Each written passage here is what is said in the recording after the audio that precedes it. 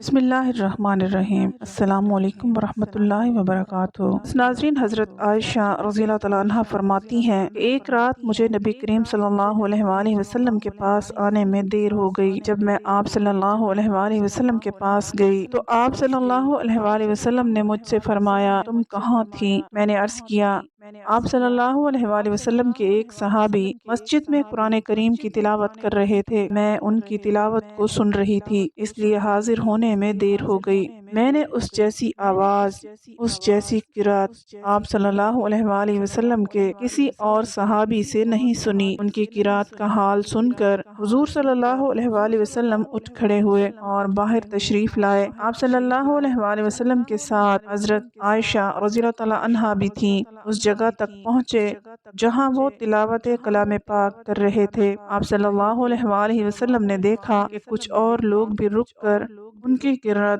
سن رہے تھے اور ان پر محویت طاری تھی۔ یوں لگتا تھا جیسے ساری کائنات ساکت ہو گئی ہو۔ ان کی قرات سن کر نبی کریم صلی اللہ علیہ وآلہ وسلم کا چہرہ مبارک خوشی سے چمکنے لگا، زبان مبارک پر بے ساختہ یہ الفاظ جاری ہو گئے، ساری تعریف اس اللہ کے لیے ہے جس نے میری امت میں تم جیسے انسان کو پیدا کیا۔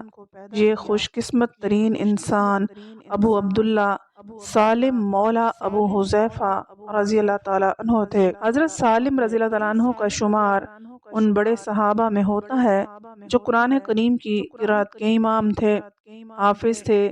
حضور صلی اللہ علیہ وآلہ وسلم فرمایا کرتے تھے، قرآن سیکھنا ہے تو عبداللہ بن مسعود، سالم مولا ابو حذیفہ، ابی بن کعب اور معاذ بن جبل سے سیکھو۔ اور ان چاروں میں سے حضرت سالم رضی اللہ تعالیٰ عنہ کو یہ خصوصیت حاصل تھی کہ وہ عربی نہیں تھے بلکہ ایرانی تھے۔ اس کے باوجود اللہ تعالیٰ نے قرآن کی سمجھ عطا فرمائی تھی، بلکہ اتنی مہارت عطا فرمائی تھی کہ خود اللہ کے رسول صلی اللہ علیہ وآلہ وسلم نے لوگوں کو ان سے قرآن پاک پڑھنے کی تلقین عطا فرمائی۔ آپ کے باپ دادا ایران کے تھے، والد کا نام عبید تھا۔ سالم رضی اللہ تعالیٰ عنہ ایک عورت کے غلام کی حیثیت سے مدینہ پہنچے، اس نے آزاد کر دیا تو یہ کسی طرح مکہ آ گئے۔ وہاں حضرت ابو حذیفہ رضی اللہ تعالیٰ عنہ نے انہیں بیٹا بنا لیا، اس لیے آپ سالم بن ابو حذیفہ رضی اللہ تعالیٰ عنہ کے نام سے مشہور ہوئے۔ حضرت ابو حذیفہ رضی اللہ تعالیٰ عنہ ان سے بہت محبت کرتے تھے، اسی طرح حضرت سالم رضی اللہ تعالیٰ عنہ بھی ان پر جان چھڑکتے تھے۔ حضرت ابو حذیفہ رضی اللہ تعالیٰ عنہ نے اپنی سگی بھتیجی فاطمہ بنت ولید کا نکاح ان سے کر دیا تھا۔ پھر جب اللہ تعالیٰ نے سورہ احزاب میں یہ واضح فرما دیا کہ منہ بولے بیٹے حقیقی بیٹے نہیں ہوتے، انہیں اپنے اصل باپوں کے نام سے پکارا کرو، تو لوگ انہیں سالم بن ابو حذیفہ کی بجائے سالم ابو حذیفہ کہنے لگے۔ حضرت سالم رضی اللہ تعالیٰ عنہ بھی نوجوان ہی تھے کہ اللہ کے رسول صلی اللہ علیہ وآلہ وسلم نے اپنی رسالت کا اعلان فرمایا، لوگوں کو ایک اللہ کی طرف بلایا۔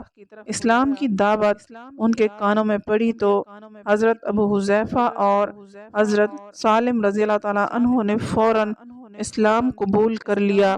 اسی طرح سب سے پہلے ایمان لانے والوں میں شامل ہونے کا اعزاز حاصل کیا۔